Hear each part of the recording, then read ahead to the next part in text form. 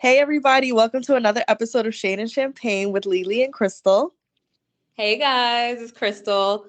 So as you know, we have casual talks with millennial entrepreneurs and professionals navigating life and leisure, and have guests pursuing their career passions and dishing on their careers and valuable life experiences.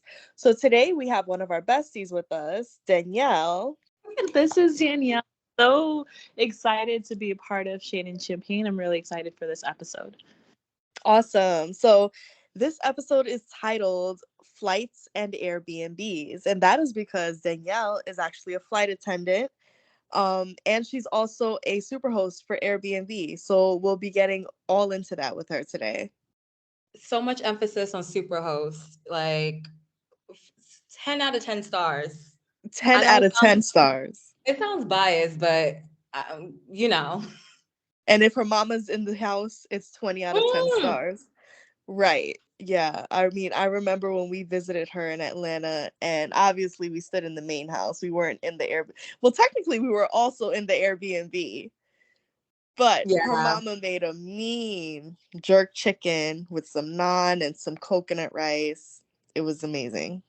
it was the breakfast for me also. Like I wasn't expecting that. We Oh, the we told her parfait with a touch of continental. cinnamon. Yes, we told her continental, and she literally topped off on all continents. Like go off, Mama Winter. Go off. Danny's like, is this about my mom or is this about me?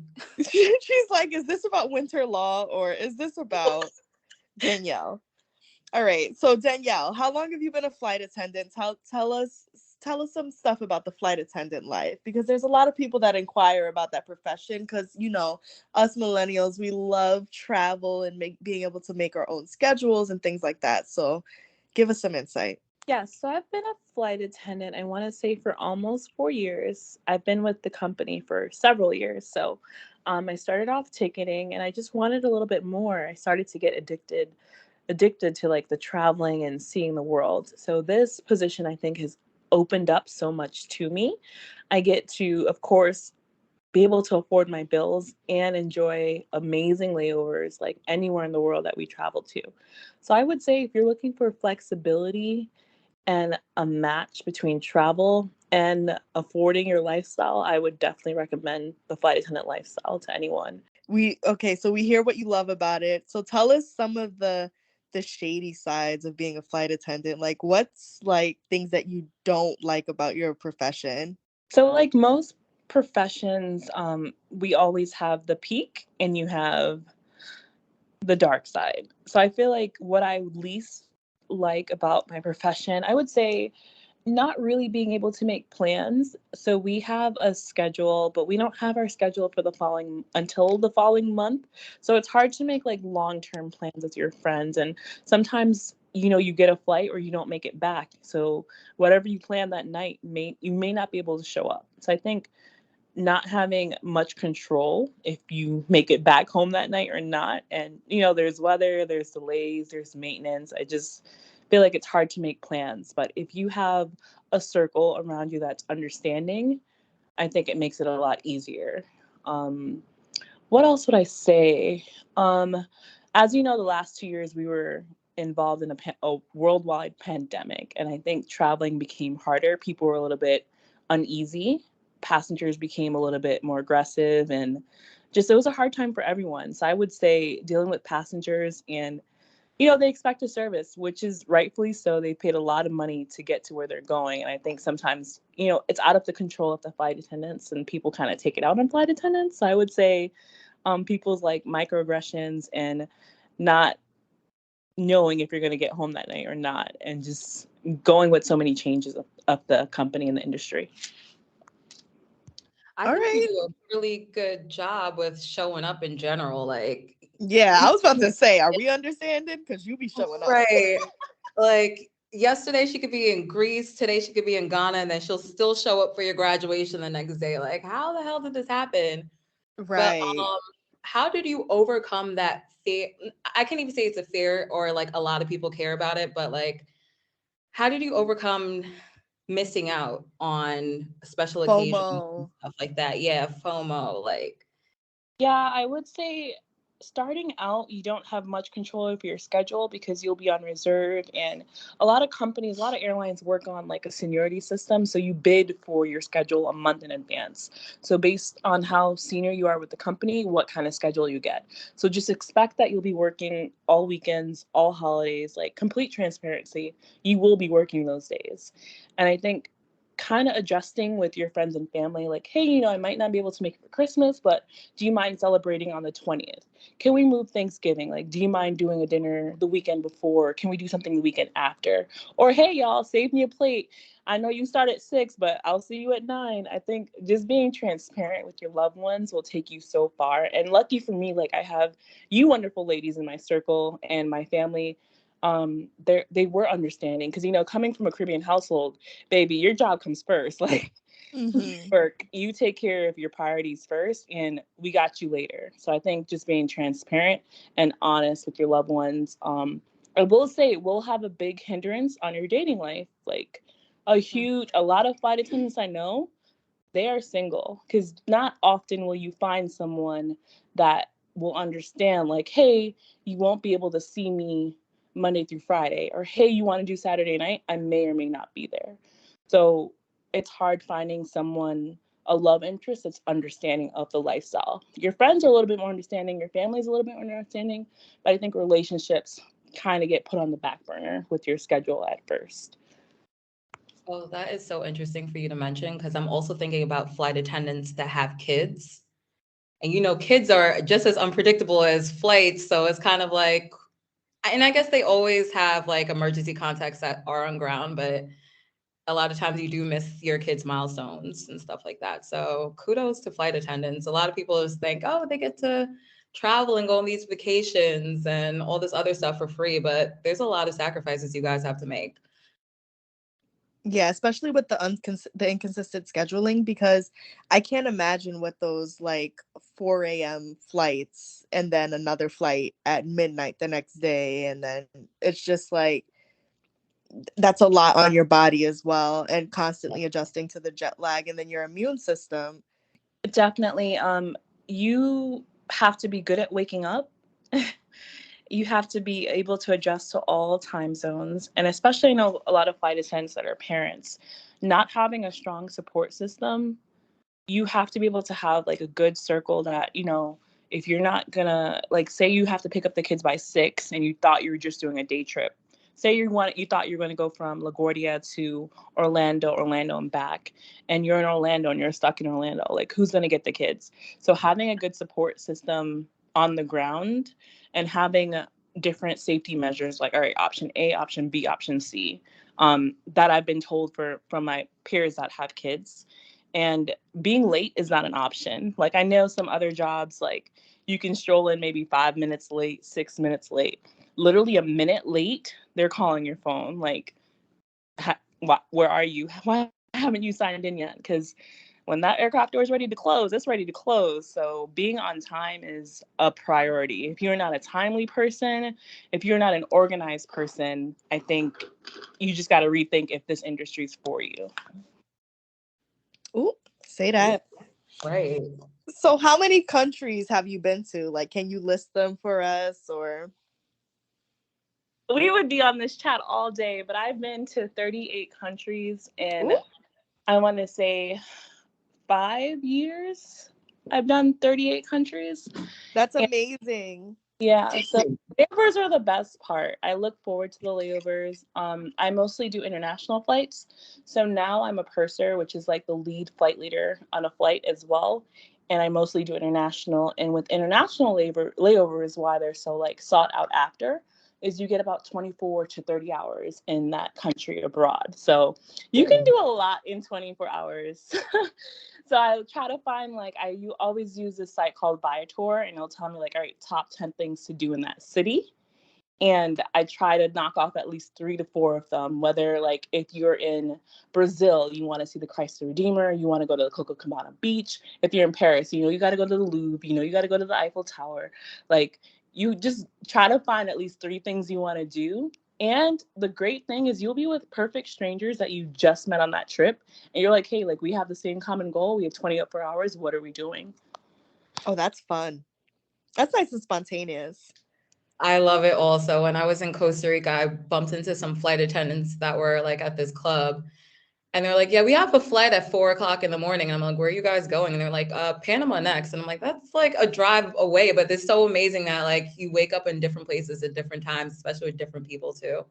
Yeah, that is amazing. Yes. So since you couldn't give us your list, right? Because that's 38. We're gonna be here all day, you said. So give us like the top 5 destinations you've been to. Top 5.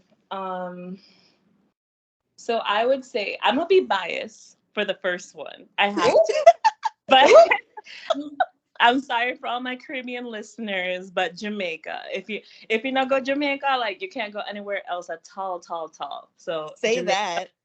Jamaica's number 1. Mhm. Australia was beautiful because of the people, the food, the atmosphere. Like they were just so welcoming. So if you are willing to do a 14 to 15-hour flight, I would say Australia. Oh. Next, I would say Greece. Greece is so beautiful, like so amazing, so clean, and so much history. If you love history, I would say Greece. And number 4, I would say Ghana. Ghana was very lovely. The food, the atmosphere. If you love seafood, just the market, just so rich in culture and art. I would say Ghana for my African country. My 5th top, I would say. Is it Iceland? Because you was in Iceland a few couple Oh, of times. I could not get enough of Iceland. Yes, number 5, Iceland. The water. The water. Baby, you could drink that water all day long. The water, the seafood. So Iceland, they don't import much items, so they grow everything naturally and it's grown there. So everything's organic and rich in flavor. They don't import much. So I would say Ooh. and you got to check out the Blue Lagoon if you're like into spas and like treatments and stuff. I would say Iceland. Thank you. Definitely get out of that Blue Lagoon. Right, because you was in that group. We saw Yeah, you in that group like 3 weeks in a row. they know me very well. So for the foodies, right? For the foodies, we gotta ask now for the top 3 destinations just based on like bomb food, like the best to eat. I love that question. Best eats. Can it be in the States? Yeah, it can be anywhere you done flown to. For the food, out of all the countries and places I've been to, I'm gonna give it to New York. Ooh, say that hometown. Do y'all want to know why I give it to New York?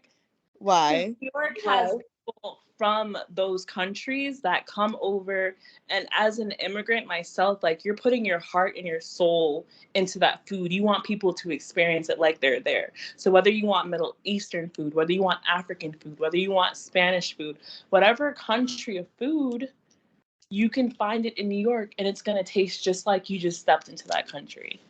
So I'm going to say New York. Would you ladies agree on New York's food? I agree. I'm biased, but I agree. Yeah, it's a bias thing for all of us. But like honestly, like I'm out here in Barbados right now, and I think one of my struggles is that they try to have a diverse food setting, but everything is still Bayesianified seasoning wise.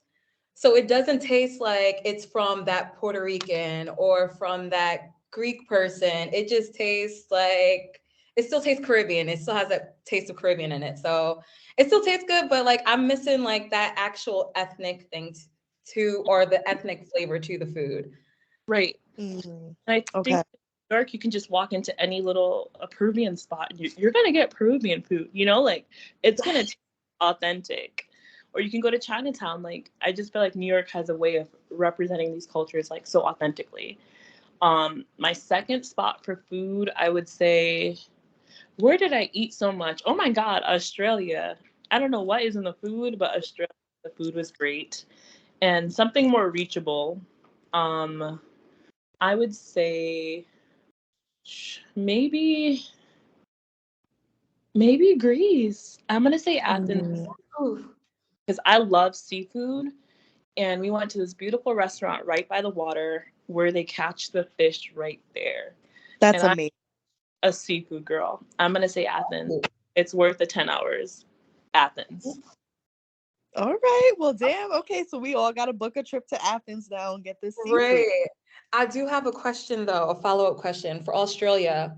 Do they have like their own cuisine?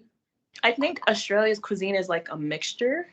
Because Okay. have so many people from the north and south migrating to Australia, so you really get a good mixture. Ooh, okay, cool. Spin on Right. it. Because in the States, when we think of Australian food, we think of a blooming onion, and that's Girl, not. that's what you're thinking about? I'm thinking about like fried kangaroo or something like Oh, that. well, I don't know what kangaroo, fried Kangaroo kangaroo. meat, they do eat that out there. I'm scared of Australia low key because of this. Have you seen the size of the spiders? Yes. Oh my God. It's But I very heard threatening. it's certain parts. Yes. And people might be okay with that, but folk not okay with that. Them animals. Right. I'm not gonna lie though, one of the spots where it's gonna be hard to ever take me is Rome because I hate statues. I think they look creepy as hell. Mm. It looks romantic on movies, but like imagine walking in the street and you see like Zeus the goddess just staring at you. It's just God, send me home. It's creepy, right? It's creepy as hell. So, what destinations are still on your bucket list? Like, where haven't you gotten yet? I have not been to South Africa. I really want to go to Cape Town or Johannesburg and Bali. I want to go definitely to the Maldives. I want to do Bora Bora, like baby top shelf next, honey. Nothing but shade and champagne. Nothing Shade but and champagne, honey. It's rich bitch energy over here. Right. Okay, so we all see you with this carry-on, and I don't know if you ever unpack it, but what is in your carry-on? Like, what's in a flight attendant's carry-on that is just like the on-the-go must-haves? Like, I could just pick this up and get on the flight. Oh my gosh. Everyone asks me what is in this bag. And when I tell you this bag has everything but the kitchen sink, and if I could put the kitchen sink inside this bag, it would be in there.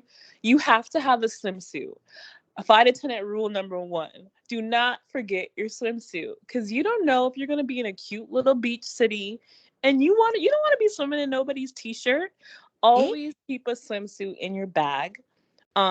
Toothbrush, your toiletries. Your toiletries should never come out your bag. So toiletries, a swimsuit, always have a jacket. And I have 3 types of shoes. I always keep like a cold shoe, a little sandals, and some flip-flops and tennis shoes. You'll be so mad at yourself because a lot of these cities you're doing a lot of walking because you're a tourist, so that it may be involve museums or some sightseeing. And when we leave the hotel as crews, you don't know what time we're coming back, so you want to be able to be in some comfortable walking shoes, and you need a night outfit and a daytime outfit. And literally every time I come back home, I just change out those items, but I make sure I have my daytime, my warm weather, my cold weather, my toiletries, and some good shoes. Don't ever forget some good shoes. Nice. Okay, and I'm assuming you're an extra uniform as well or something like that. Oh, I always have a uniform in my bag because let's say that I'm in New York just for leisure and I need to get back to Atlanta for work. So always have a uniform because you may not make it on the time that you want to, but in case you got to go into the bathroom, do a quick change, and get to where you need to be, always keep a uniform in your bag. I hear Right. that. Danny, sit on ready. Don't make me That's whip this uniform out. Right. Right. You're not putting me on that buddy pass. Right. Oh, the buddy pass. Oh my God. Does anyone have a buddy pass story that they want to share? I think the only buddy pass time I had was with you. So we When we would went be to sharing the Prosseco. same story. And this is to go to Danielle's mom's house for some fabulous, it's always fabulous being around Danielle's mom because she always, A, she treats us like family. B, she feeds us and she keeps us liquored up. Let's be very clear. Let's be very clear. Okay, yeah. So buddy passes, beware. Enjoy them if they work out. If the season is right for them, yes. Amazing. But with buddy passes, do not check a bag. Ashley could probably tell y'all offline. Do not check a bag. I checked Oh, a yeah. bag for a 10-day trip. Well, it was a 10-day trip. I had like, but in my brain, it was gonna work out. It was holiday season. I don't know. My brain didn't work. That shit. I didn't think well about that. So But keep yeah. in I'm gonna small. need to hear this story on the side. Yes. So don't check a bag. Just have light. And as buddy passes, or if you get a buddy pass, just be patient. Oh, Um, patient. Yeah, you got to be pissed. So non-New Yorkers probably do better with that Right. because So, but y'all didn't have a bad time getting to Tampa, right? no, Was it? getting to Tampa was easy. Fine. Coming back Coming was back was hard. Getting to New York is always an issue yeah, Right. because we just from that a city that's that girl, tragic. right? Yeah, exactly. So now that we conquered the air, we're gonna bring it back down to the earth, and we're gonna ask you about your super Airbnb hosting. So a lot of people have been trying to get into Airbnb hosting, and I know earlier on a lot of people, they made a lot of money essentially getting leases and then listing that on Airbnb and going about it that way. You own a property, so you actually own a property and turned um a floor or two into Airbnb or rental space. Can you tell us more about that, or if people that are interested in getting into Airbnb, like what are the steps? What is the insight? So yes, I have a day job, of course, but there's also a lifestyle I enjoy living. Like I love traveling for leisure. I love food. I like nice things. I want to drive a nice car. So I would wholeheartedly support any type of passive income. So my passive income, I'm very passionate about real estate and Airbnbs. So I specialize in short-term and long-term rentals. So I would wholeheartedly suggest that. Some people go the leasing route, so they go into an apartment complex. But before renting, make sure that you're reading that property's rules and regulations so you're not breaking the terms of the lease conditions.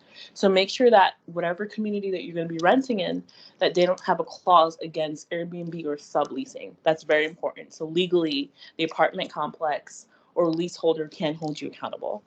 If you're going to go the route of owning the property outright, so I own my property outright, I pay mortgage, and I was like, wow, there's a way to make money from something I own. It goes directly to me. So I turned one level into an Airbnb, and it's passive, and I've really enjoyed it.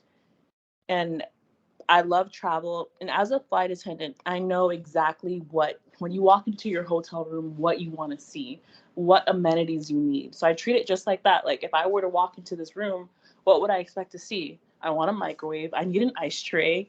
Like I need an ironing board for either my uniform or maybe my business clothes. And I make sure that my Airbnb is like fully stocked. So I'm like a full boutique Airbnb. You have your shampoo, your conditioner, your shower gel, like your toothpaste, everything. So when you walk into that room, your bottle of water, you have everything you need to set you up for success. So that's how I've gotten really good at it, is just treating it like it was a room I was renting. What would I want? Oh, that's awesome. Yeah, I know a lot of like buildings have been cracking down or have already cracked Oh down. yeah. So it's much harder to go the lease route nowadays. So I would definitely, and your Airbnb, it's Dani's Layover, by the way, located in Atlanta if anyone's ever interested in booking a stay with Danielle. But yeah, that sounds amazing, and it sounds like something you're super passionate about. Do you have like any stories that you want to share? Like, what's been Oh your my weirdest goodness. guest? Oh, here we go. Oh my gosh, these people. Two stories. The first story is when I first started. So my Airbnb is about 1 year and old. 1 year old. So I do short term and long term. So the Airbnb I do for shorter terms, whether it's a night, a month, or 3 month. So I had this guy. So before I used to have a 1 night minimum, and now I've changed it to you have to be staying here at least 2 night minimum. So with a 1 night minimum, you don't get the most pleasant people. They're like not in town for anything specific. Maybe it's like a little late night meetup, little extramarital affairs, whatever you want to call it, to each his own. I'm not the judge. So this guy rented the room for one night, and I thought it was odd. So when people send me a booking request, I always look to see where they're located so I can be like, hey, like, what brings you to town? So I like to know like where my marketing is heading. Like, is this a convention I need to up my prices for? Like, is it a event that's in town? Is it a concert? Is it an artist? Is it like a basketball? Is it all-star weekend? Like, I always ask, like, what brings you to Atlanta? So I know, all right, around this date of this year, this is where I need to up these prices. So this guy saw that he was local, that he lived like 20, 30 minutes away. And I'm like, why don't you just stay home? Like, why are you renting an Airbnb for over 100, like $150+ a night for what? So I accepted it because I was like, hey, whatever. So the next day, my cleaners always get there at checkout is 11.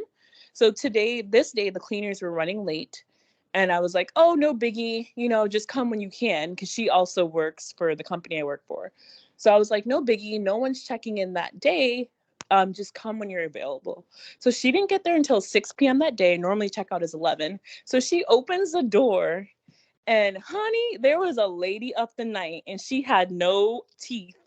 What? She had What? zero teeth in her mouth. She had like a little, this is gonna be sounding really island, but she had a scandal bag, which is just like a plastic bag, like just a regular little Target. I don't know what kind of plastic bag. She opens the door and the lady's like in there, like naked. And mind you, the guest who was renting was nowhere to be found. And she's like, oh, like he said I could stay an extra night. Like, and my cleaner was taken off guard because checkout is 11. So when you open the door, you don't expect to see anyone at this point. He left his lady of the night there. So she starts pretending she's sick. Like we had to call like an ambulance for her because she said she wasn't feeling good. And we think she was just going to get out of paying. But lucky Airbnb gives you insurance as host. So all you have to do is upload documentation or whatever feedback. So I let them know, like, hey, and there was like lube all over the dresser. I hate to be graphic, but this is shade and champagne. Oh, things got very shady. Okay. There was red raspberry lube all over the nightstand. Raspberry. Was, like, not flavored lube. Like out of all flavors?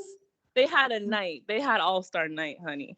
So Airbnb allowed me to bill them for the additional light because checkout is 11 and you're still there at 6 and you left your guest there.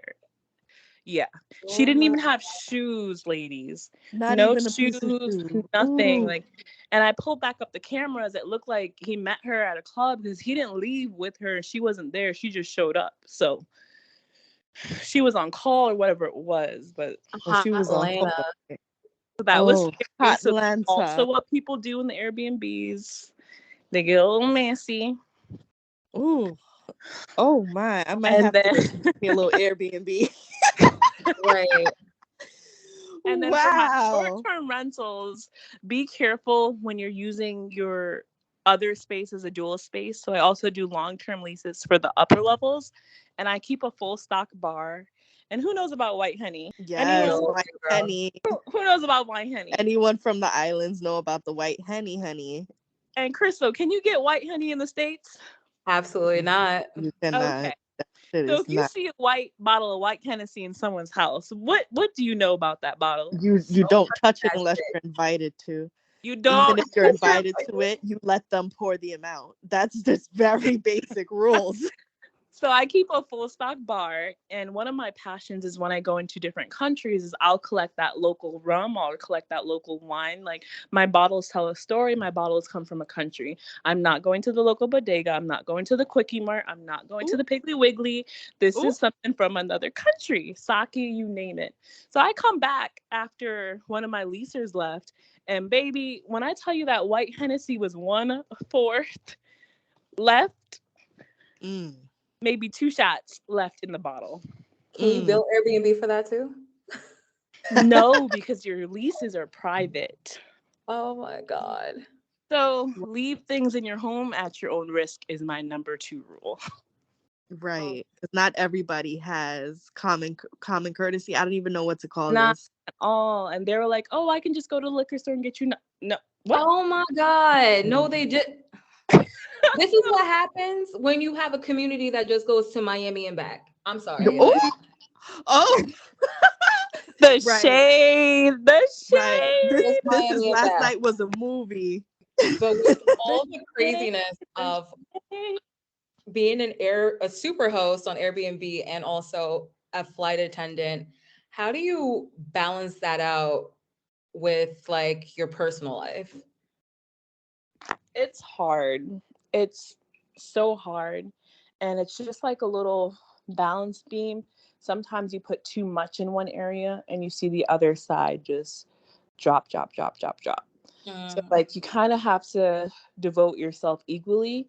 And I still don't have a good balance because I want more things in life. So I'm like, all right, I gotta work. Like I gotta pick up extra hours. Like I gotta make sure my Airbnb is booked. I gotta make sure I'm like promoting my leases if a lease is available or a room is available.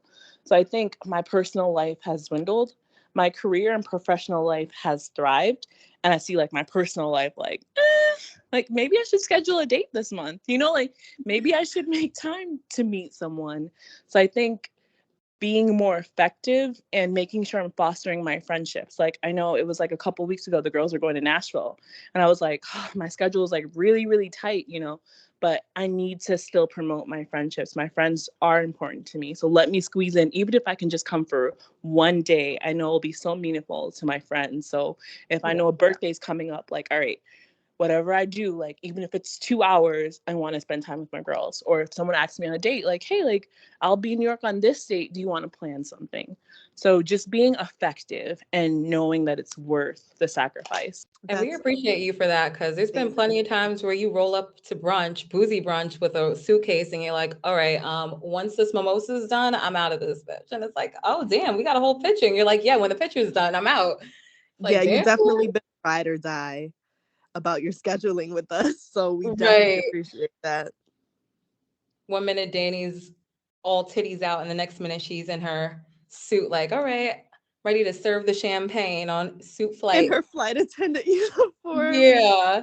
So since you mentioned earlier that like New York is top, like literally top on your list for favorite foods and stuff like that, what would you recommend, or what's the top 3 things you would recommend to do in New York City? I would say Chelsea Market. Can I shout the culture candy out right now? I would say Chelsea Market. If you want like an all stop shop kind of deal. And the Culture Candy also partners with them and will have different gallery events to feature local artists. So I would say Chelsea Market. I feel like every tourist has to. I know this is really cheesy, but you got to go to Times Square. You just got to see those red stairs. I know. Don't be mad at me, New Yorkers. But The red stairs. the red stairs, that's like epic, right? Everybody wants a red stair picture. And I would say, what would you say? I feel like we've been a lot of places in New York. What would y'all say? Girl, that's not our episode, but Right. What? Don't put me on the spot like that. I'll say the Bronx. right. Yeah, y'all gotta check out the Bronx. Like y'all Like, really right. gotta check out the Bronx, home of the chopped cheese. Brooklyn, we not trying to hear it. Let me stop. Um, If you're feeling I'm not even from the frisky. Bronx. I'm from the Lower East Side. I thought you were like, Ashley, you're going pretty hard. Like a good boozy brunch in New York City. Yeah, you have to do boozy brunch, and you cannot do not go to a fucking prefix. Like you can, if let's say if this is the 5th time I'm eating out this month, let me do it. Like, oh, we just did 4 boozy brunches in a row, but go to like a really good rich bitch boozy fucking brunch, Period, poo. like Period. And I think it's right. really important for people to have the mindset that boozy brunch is just not brunch itself. There's going to be bars and other events to follow that one brunch. So keep an open Mhm. schedule. Right, because everyone knows our brunches are all day affairs. So, All day. and And I I want to say that's courtesy of Crystal Besesser herself. So, see, Bissy, this started in my 2020 when everyone was life. inside. My I'm an life. alcoholic. Oh my God. Right. We kept the economy going in New York, so you're welcome. Yo. Because we just started, we met up for brunch one day, and then Crystal said, oh, let's also go here. Now, from that point on, Crystal always had 2-3 other stops after brunch lined up every time we had brunch, and we had brunch once a week during the pandemic because we were keeping the economy going at the time. Brunch, but you know, girl, is a must, and we use it as a form of like a catch up. Mental health, I think, was important during the last 2 years, just to see each other and just catch up, like what's going on with each other's lives. And I think it's important to not think because your friendships you don't speak every day means anything has changed or anything has drifted off. So going to brunch was like, hey, like what's going on? Like spill the tea. We are here to sip, honey. right. It's a space to vent. It's a space to bond, create memories. It's also a space to dress up. And so we really enjoy dressing up. The outfits. That's Miss Fashionista. We love, I don't know, that started in the I've always been into fashion, but like during the pandemic, I don't know what, I just had all this, you know what it is? I think I saved so much money. I was home all the time. I was cooking. By the time we were allowed to go, we were DK allowed, but like by the time we decided we were allowed to go back outside, you, I had all of this budget for, and then Shein happened. Shein. I don't know how to pronounce it. Yeah. I don't know what's going on with their workers, but let me tell you, they're in everybody's closet. And 2020, honey, whoo, we just started dressing up, and it was nice. Yeah, I feel like with the pandemic, even though I feel like with New York, we didn't necessarily stay inside compared to many other states. Well, aside from Florida, but they from a different continent. Right. I don't know, like we were home dressing bummy for so long, or we were so inactive and places didn't have as much people. So it was kind of like, all right, I want to dress up. I want to feel like gorgeous, even if I'm going to this like little bodega or something. Not a bodega, but you know. Well, yes, because at that time it was, I put on my jewelry just to go to the bodega. Oh. It was a whole vibe. That summer was like in the books. Hell yeah. And I kind of like, don't get me wrong, I love how packed and busy New York City is. I do have my love-hate relationship with New York City, as most New Yorkers do. But I do miss when it was quiet a little bit. Like you don't have to wait online for certain things. Like you could get a reservation real easy. Oh, and I thought I was the only one with this selfish comment. Like I kind of miss it. Like, are we allowed to say that aloud? Like, I kind of miss when it was quiet. I miss when it was quiet too. I miss when it was quiet. Like when people were more paranoid about the virus, so everyone wanted to stay inside. But like for some people like myself, I'm going to say that I'm like, all right, I want to be outside, because at the end of the day, I'm risking myself by going to work every single day. So why can't I risk myself and go outside for leisure? Right. Right. I don't risk myself. I have my mask. This is at your own risk, and the world was our oyster. And I didn't miss New York. Like now you have to have reservations, right, ladies? Like you have booked or you're not getting in. You can't sit with us, they said. Yeah, I think a part of that too, though, is like as a New Yorker, you just kind of know how to navigate that. But like it was nice not having to navigate that for that period is probably what you're saying. Yeah.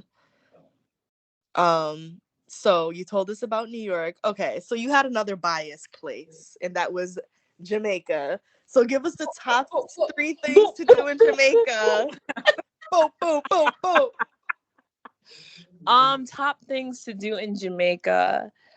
I feel like you have to go to the beach, and my favorite thing is Duns River Falls, but they have Big Duns River Falls and Little Duns River Falls. So go to the local one at the bottom. They have the touristy one that everybody goes to, but low key, there's a little one that's kind of big, but it's a vibe. Like there's a jerk chicken man on the jerk chicken. Like there's drinks, there's vibes, there's music, there's water, there's falls. So I would suggest Little Duns River Falls is a small one. You have to go to the beach. And for me, I love Negril. I love 7 Mile Beach. I love, love, love Negril. And Ashley has going to Negril, right? Yes, The I am going. grill is the Oh, vibe. yeah. The grill gives me retirement vibes, but like in a good way. Like A it's good way. yeah. And I Yeah. like Negril a little bit more than Montego Bay. Yes, I love Montego I Bay. agree. You can go rafting at Mother Braes. You can go rafting. You can do the Camaret boats. You can do all of that. But Negril is more of the more regular tourists, I would say, because Europeans, when they vacation, they vacation for 2-3 months. So it's more of like a low key scene, low vibes. Like, yo, we've been there before. We've done this before. So it's real chill. But if you want the rah rah rah, by all means, go to Mabay if you want rah rah rah. But if you want low key, Negril. Negril. I love Negril. I absolutely adore Negril. And let me put this back on a little foodie. A little foodie. Oh, actually, let me ask you while we're on the topic of JA. Gully or Gaza? Oh my God. Let me stop. Oh Let me fucking stop. Let me reiterate Gaza. that. Oh, Gaza. but who all right, top 3 dance. Who's the king of the dance hall to you? Vibes. Okay, as you should, because I would have hung you Nothing up on but the wall. vibes. Vibes. And what about the queen? Ooh. Because that's controversial. It's Say it. controversial. Say it. I'm going to give it to Spice. I'm sorry. You know she's in Barbados right now? Yes, but for 10 plus years, she's been holding it down. So I'm going to give it to Spice. Yes. She's held it down. She's held And it down. people like to forget, but I'm going to remind them. Oh, say that. Oh, Shade, shade, shade. But Spice has definitely earned her flowers. I will say that. I agree hell wholeheartedly. yeah. Wholeheartedly. Let's give her her flowers. Okay. I feel like her ass grows each year. And I'm saying this in the most positive light. Like, I wish my ass would grow like that every year. Like, what the hell? Yeah, that shit gets bigger and bigger and bigger. And then she recently posted a TikTok saying she was just like, I keep trying to diet, but I feel like I'm gonna pass out. It's just here. Oh, yeah, you did tell me that. Jamaica Right. has the best food. Oh, I said it. It's all that bam. Oh, okay. So now that you done brought it back to food, as you know, I'm obsessed. I'm not obsessed with prison, but I'm very into the sociological aspects of prison since sociology is one of my majors. So what? Prison. Let me put on my commissary slides and and ask you. So, with all the food you sampled with all these countries, what would your death row meal consist of? See Bissy. I'm gonna phone a friend. Oh, shit. I gotta choose for you. That's very Aquarius. It's giving Aquarius. She pulled. I thought I still had time left. That's some shit my mother would pull on me. And she's also an Aquarius. Funny. What would my last meal? My last meal will have to consist of mashed potatoes. I don't care what goes on the side of it. I'm a potato. I'm a whore for potatoes. Right. All starch, baby. Just a full plate of starches. But, all right. Does this involve curry? I feel like I'm such a curry. I'm real saucy, so I'm saucy too. I understand. It has to involve some type of curry. I hope so like a good white curry. Nails on your last day. Right. Chicken curry chicken. Can we just settle this debate now? It's curry chicken. It's curry chicken. It's curry chicken. Listen, sorry, it's not goat curry. Chicken curry all it's they want. not goat curry. It's curry goat. Curry goat. If you offer me goat curry, I'm not eating at your place. Right, because now it's like, well, the seasonings is backwards. Right, something didn't go down right. So you want curry chicken? I assume some type of rice. Yes. Some type of roti or bus up with it. Yes, some roti. You still? I mean, it's your death row meal. You're about to die. Don't you want an appetizer, dessert? What kind of drink? You know I will have an appetizer. Mm-hmm. Let me see my appetizer. Here we go.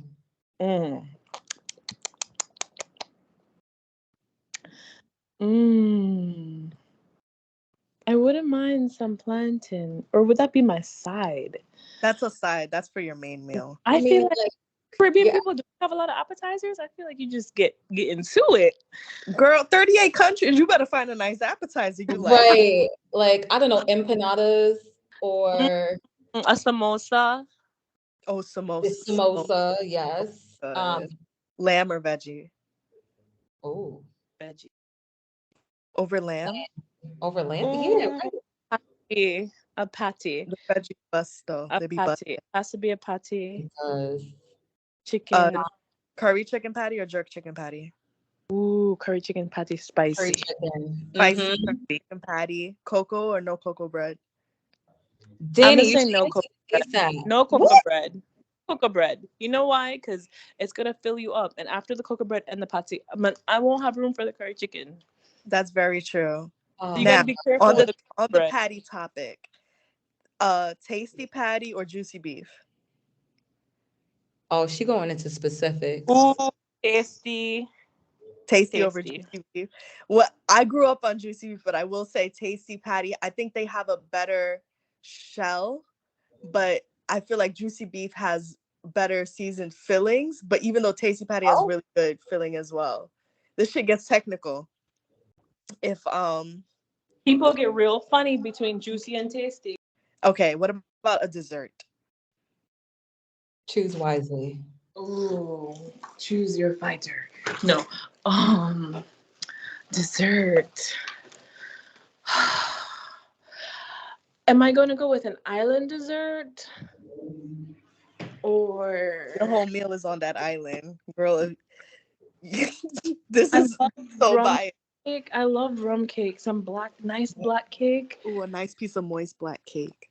And I'm a chocolate girl. I love chocolate. Ooh, like a nice moist chocolate cake. That's where I'm at too. But yes, Crystal, I the love beignets at Grand Lux. Also, carrot cake is fire with a nice cappuccino. If it's moist. And if it's moist. And Ashley, after we eat, you know what we gotta have after? Have to have a little piece of sweets. Oh, what? And what? Coffee. Oh my god. That's the wash off. That's not coffee, iced coffee specifically.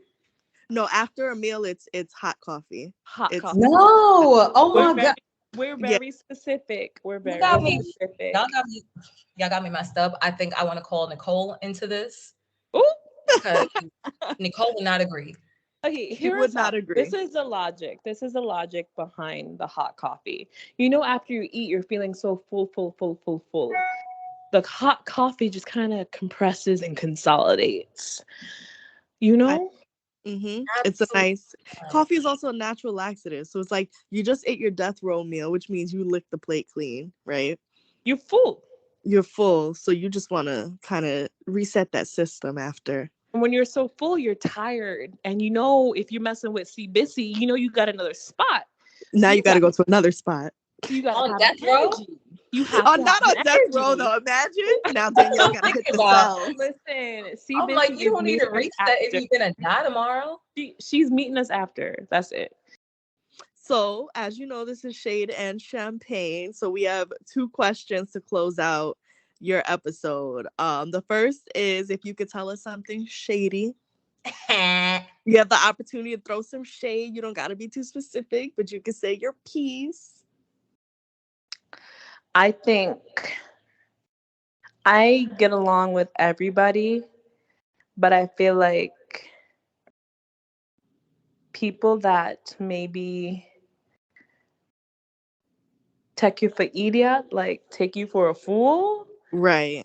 I have something for you. I feel like I always keep it 100, so I expect the same in return. I'm very transparent. So when people think I'm a fool, I like to show you otherwise. Like, don't come for me. I send for you. Don't come for me. But when you send for me, I got receipts. And I have my own team of private investigators. We coming back with screenshots. Is this investigations? But I feel like we're all cool, calm, and collective. But I feel like we're all just a unit. When we got to pull together, we pull together. Right. I agree. Yeah, we do go hard for one another. That's a given. And then on the bubbly side, Bubbly. what's your favorite drink? Bubbly.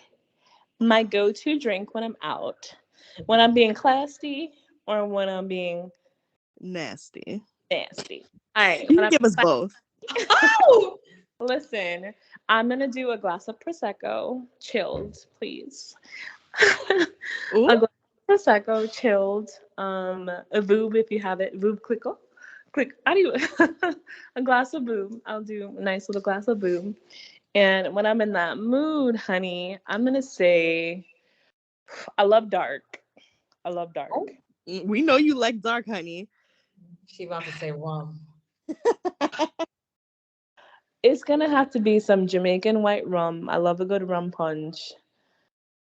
Or something fruity with rum. I love a good Jamaican rum. Rand nephew only. That shit'll have you on your ass, me on my ass, and every Crystal on her ass. So yes, that's Crystal's never on her ass. mhm. Out of Yeah. everyone on this Oh, call, guys. I've I never do. seen Crystal drunk like that. Like not No. blacked out drunk. It's getting I there. had my I'm getting day. old. I had my day. Danielle had her day. Yo, Crystal. Ashley, we were feeding you fries and shit. Y'all were feeding me I'm fries. glad Ashley closed it out with the shade. She said, Danielle, Right. I've had days. Days. All had our Yeah. day, except for Crystal. I never thought I would see Ashley drunk, yo. My day was made. I'm sorry you weren't feeling well and shit, but shit. Oh About my, that's okay. time. I took it down with some fries from Burger Club and some cookies from Chip. Shout out to Kayla. Oh, Not that yeah. she was there. She's just Kayla from Kitchen at Chip. So, all right. Well, thank you, Danielle, for joining us and getting Yes, bubbly with us thank today. you. Thank you for having me on Shade and Champagne. Shout out to Ashley and Crystal. Thank you.